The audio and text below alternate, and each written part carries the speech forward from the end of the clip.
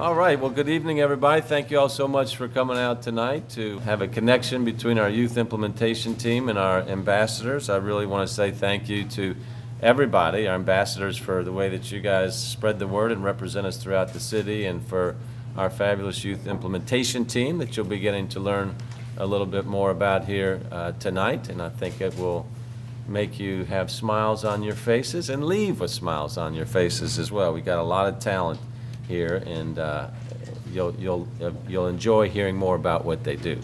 Here's kind of the big picture is that we live in a time of really unprecedented global change right now. Things are happening very quickly, as we all know. It's a super robust political environment, I guess this would be a gentle way to describe that, where we're just seeing stuff that we hadn't seen before. And so whether it's a social change, climate change, technological change, global politics, national politics, there's a lot to take in. And so it's really important in times like this that we make sure that people are communicating regularly, that we have systems and structures in place that support that exchange of communication and capacity building, and that we take on historical items that could be unjust, institutionalized racism as an example, so that the city sees that we're working on our issues, whether they're big issues or local issues, that they know we're working on it and they can be involved as well. And that's why everybody in this room is so good, because you all have really taken the mantle of citizenship very seriously, doing something for your city with you expect nothing in return other than that you're a citizen. And that's what makes our country the kind of place it can be, a great city for sure. So it's really heartening to me to see how often young people have been leading the way for the world and the country. And let me give you a couple different examples. The Parkland High School students in Parkland, Florida, after the shooting, the massacre at Parkland High School, how the Parkland students said, we're not going to put up with this anymore. You know, we are sick and tired of going to school afraid that somebody's going to come in with a weapon and mow us down. When you think about climate emergency, young Greta Thunberg from Stockholm in Sweden, who just had a simple idea one day that she was going to sit outside their parliament building and make a statement about climate change. And if you've heard Greta talk before, I mean, she's not somebody that's, hey, look at me kind of person. But her simple act there led to a global phenomenon. So when you take those kind of national and global examples that people are familiar with and lay those on top of what our young leaders have been doing locally, it really creates an inspiring tableau for all of us to think about, engage with, activate in further areas. Our climate strike that we just had this past month is a wonderful example where students came together from all over the state, primarily here in Louisville, to make a statement. Make a statement to who? Making a statement to people that were a generation, 2 generations, 3 generations older than them, to say, wake up.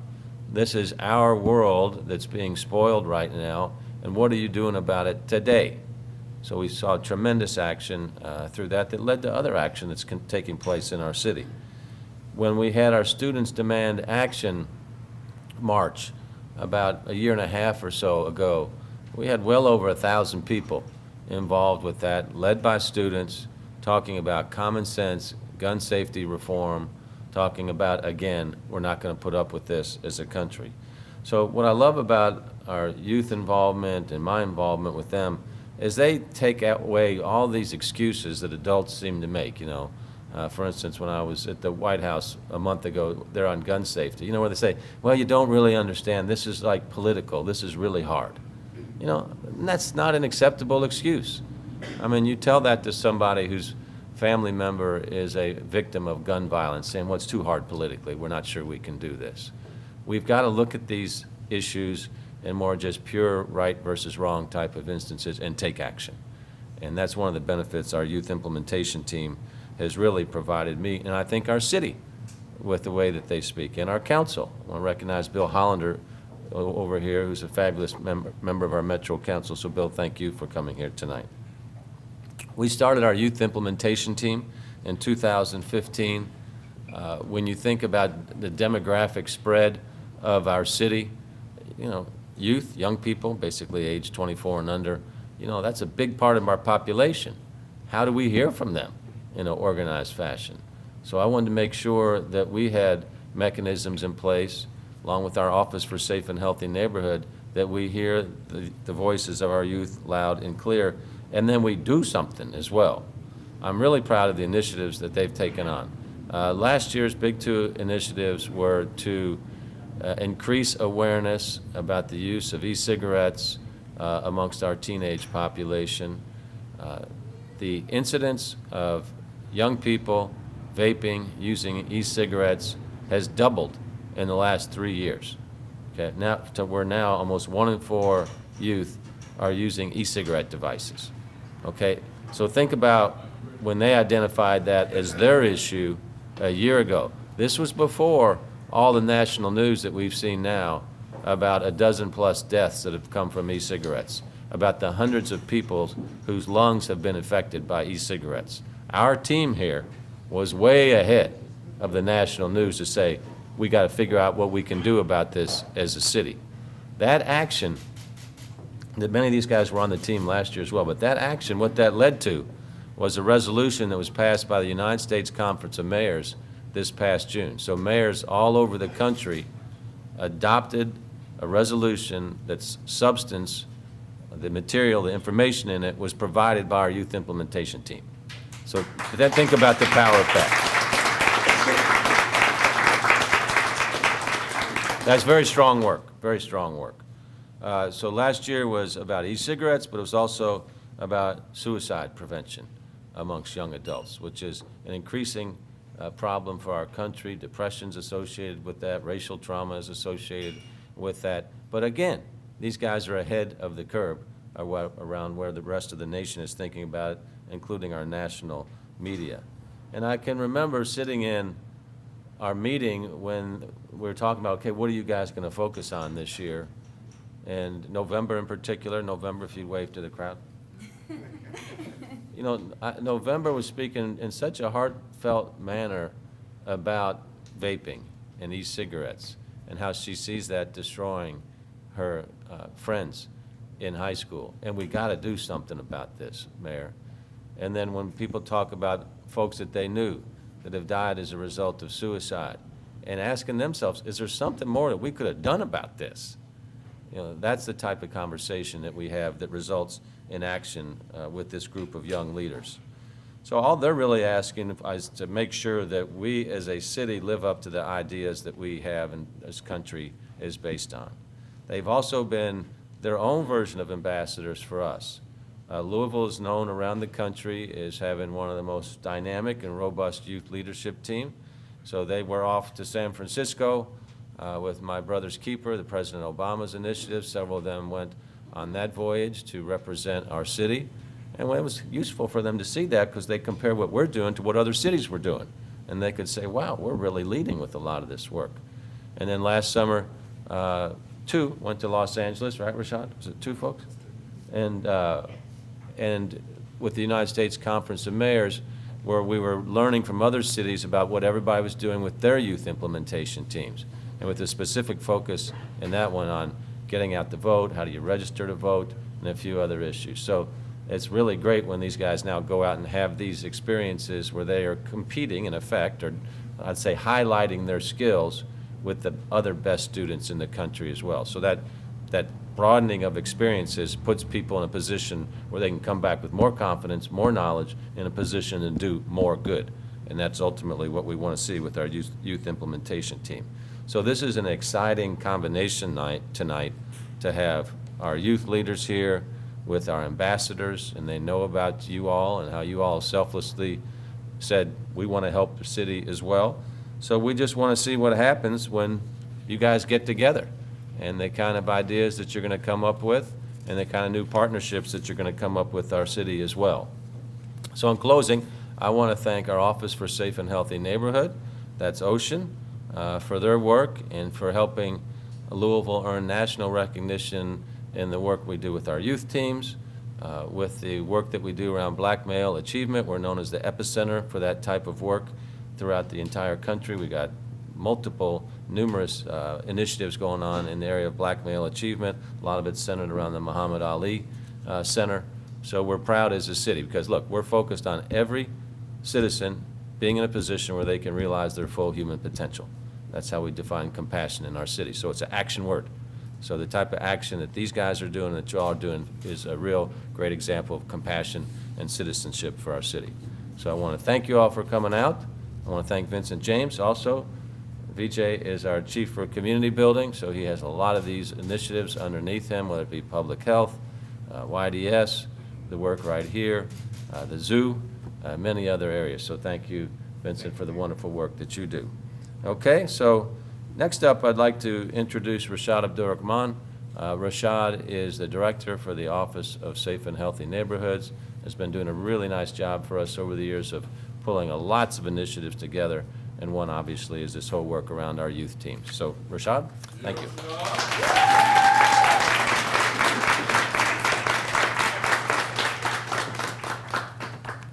Thank you all so much for being here, for spending this time with us, and for making this commitment to continue coming back. So many folks who are here tonight have been here multiple times, and the reality is, if we're going to shift the reality of violence in our community, we have to keep coming back. And I think that's why I'm so excited about this youth team, and I think, a special amount of pride in the young folks who are here because they keep coming back. They keep looking at the challenges that we face, and they stare it directly and decide that they're going to do something about it. They're going to share with us ways that we can have a holistic violence prevention strategy in our community. They're going to share with us the risks of vaping. They're going to share with us what they see as solutions to some of the hairy, complex challenges that we face as a city. And I cannot thank you all enough for continuing to come back and for continuing to do that. So thank you. I do want to quickly thank some of our sponsors, and so I want to call out the Spalding School of Social Work, and Glenita Bell is representing the Spalding School of Social Work, so thank you very much. I also want to thank Fifth Third Bank, and Adam Hall is here from Fifth Third Bank. Thank you so much. These are community partners who have also said we're going to keep looking at a challenge and we're going to do something about it, so thank you again for that. I also want to recognize our implementation team co-chairs. Again, we're blending some activities tonight, and so I want to recognize, again, Glenita Bell, who is a co-chair of our One Love Louisville implementation team. Thank you, Glenita. And I want to also recognize Daryl Young, who is the other co-chair for our implementation team. Thank you, Daryl. So quickly, the work of the Office for Safe and Healthy Neighborhoods is certainly about this holistic public health approach to reducing violence in our city. But I gotta say a couple of things about why youth is so critical to this work. One, youth, yes, are the future, but youth are the now, right? And that leadership now and those youth voices now matter. Secondly, youth are closest to many of these problems and they're closest to many of the solutions. So we've got to be working side by side in conjunction with young folks if we're going to make some significant differences. If we're serious about reducing violence, then centering youth leaders and the folks who have been impacted is essential to this work, and that is what is represented here tonight. So without further ado, I want to bring up to the podium Nubia Bennett, who's going to share a bit about the work of the youth team, this cohort, and introduce several of our youth team members for you all tonight. Thank you.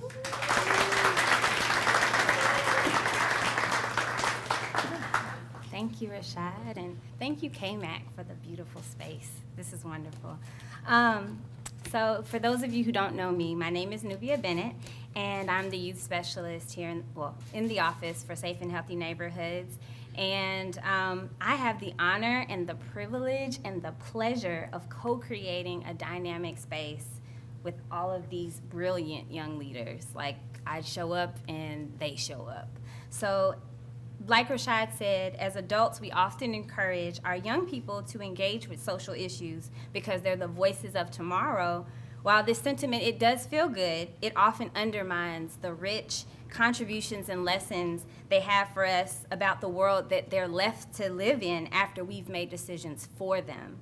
Here in the Office for Safe and Healthy Neighborhoods, we challenge that notion and insist that these and other young people committed to improving our communities and reducing youth violence in real time are not only the voices of tomorrow, but of right now. The One Love Louisville Youth Implementation Team is a one-year youth advisory board to the mayor. It was created by Mayor Fisher in 2015 to elevate the voices of young people on matters that impact them as it relates to interpersonal and structural violence in our community. Over the course of our year together, or years for some of them, we increase our advocacy skills, become more civically engaged, develop leadership skills, and meet with government, community, faith, and corporate organizations. Then they make recommendations to the mayor during working sessions throughout the year. The team also plays a critical role in National Youth Violence Prevention Week, where nearly 50,000 local students come together each year to raise awareness and educate the public on effective ways to prevent or reduce youth violence. To guide our work, they determine a focus area that falls within one of 5 core engagement areas: criminal justice, economic development, community building, education, mental health, and social wellness. Last year's team, as Mayor Fisher mentioned, focused on teen vaping prevention, and their work helped guide the U.S. Conference of Mayors policy making on the issue. This is our 5th cohort, my second. Our team is among the most diverse that it has ever been. We have 22 members representing 16 schools and 13 council districts. This serves as an important reminder to all of us in the Louisville community that violence anywhere in our city is a threat to the entire city if we are to be the compassionate city that we claim to be, and it is for all of us to solve together. This year's cohort is taking a deeper dive into the impact of juvenile justice and mental health access on youth across the city. And after I introduce the members of this year's cohort, 3 of our members will further expand on our accomplishments and the big plans that we have for the coming year. So when I say your name, just raise your hand, please. So we have Fatimo, Abdullahi. Raise your hand. Nigel Blackburn, Imani Khan, Iomidi David. We have Elena Lyons, Vendela Norris, November Offit, Roxana Papa, Kamaya Rashid, Malaysia Schaus, William Stone, and Sydney Tucker. So an author and social justice activist by the name of Adrienne Marie Brown suggests that all organization is science fiction, that we are shaping a future we long for and have not yet experienced. Today, I invite everyone present to imagine such a future along with us, where we are all living in a city of safe neighborhoods where everyone is supported, free of violence, and prepared for lifelong success. Talk with one another about how we can make that our reality and continue to do the work of elevating the voices of those who are most impacted by the wins and whims of change. And on that note, I present to you our current and future change makers, the 2019-2020 One Love Louisville Implementation Team.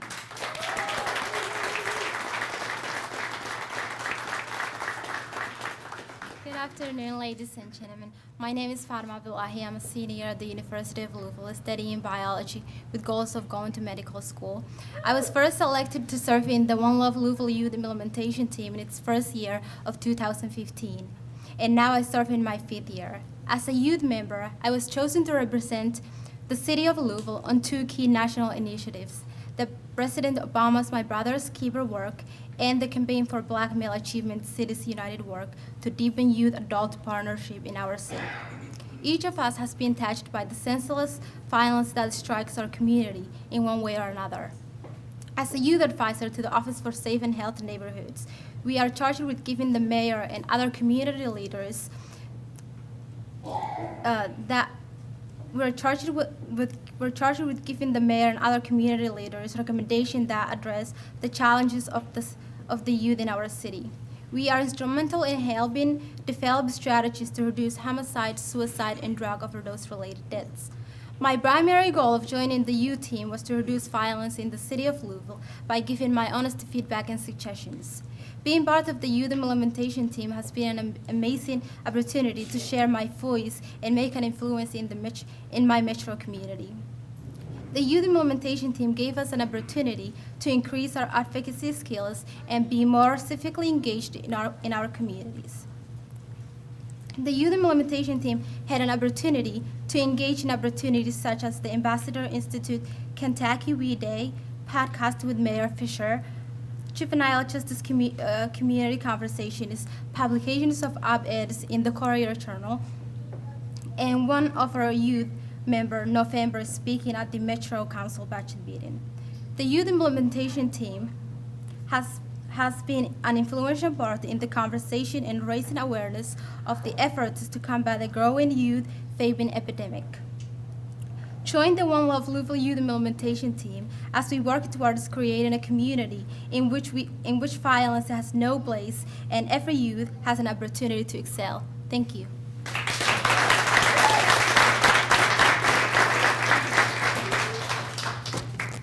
Good evening, ladies and gentlemen. My name is Vinda Norris, and I am currently a senior at Louisville Male High School.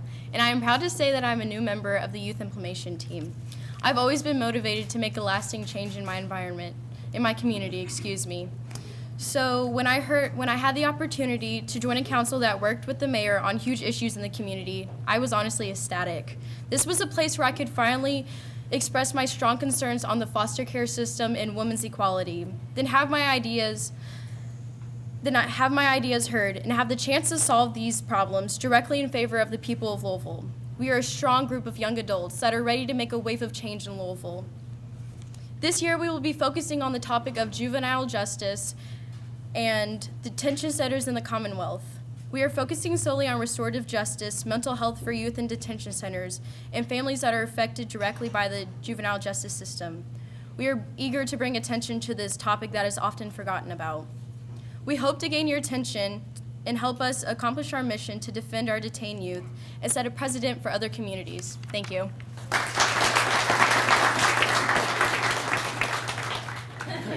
Good evening. I'm glad y'all got to laugh. It's looking a little stuffy in here. It's a networking night. We're just here to, conversate. You don't have to be so stiff. Deep breath, everybody, on 3. 1, 2, 3.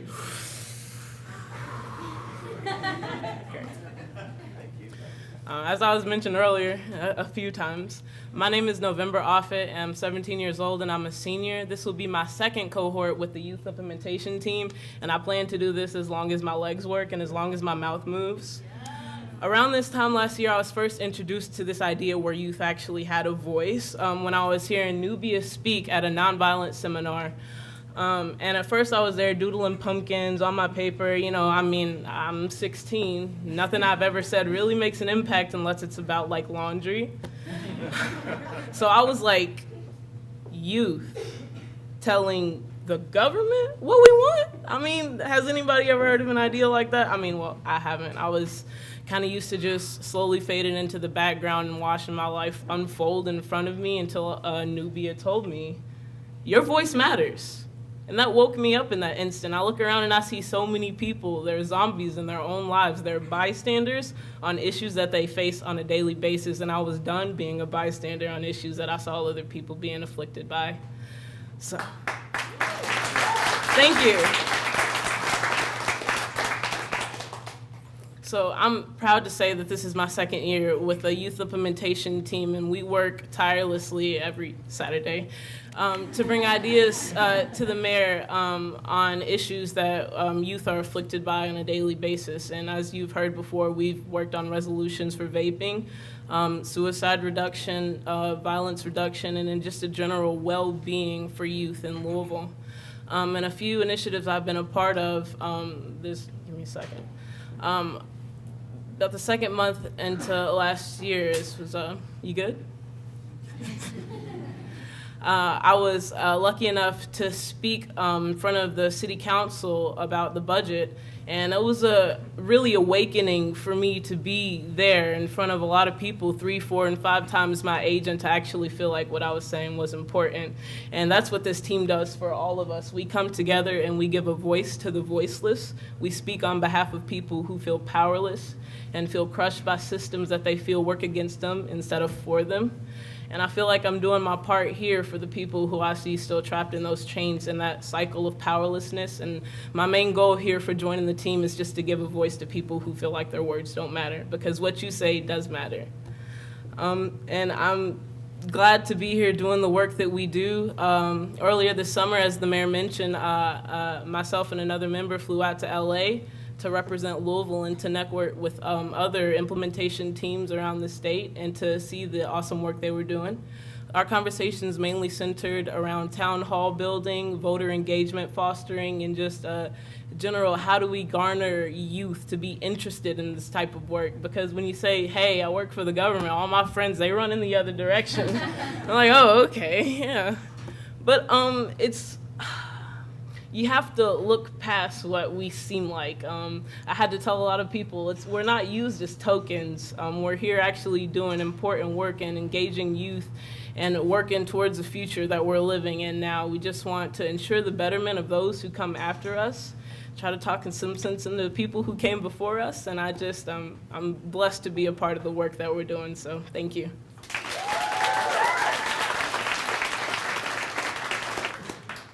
Well, there is no following that. And so thank you all so much.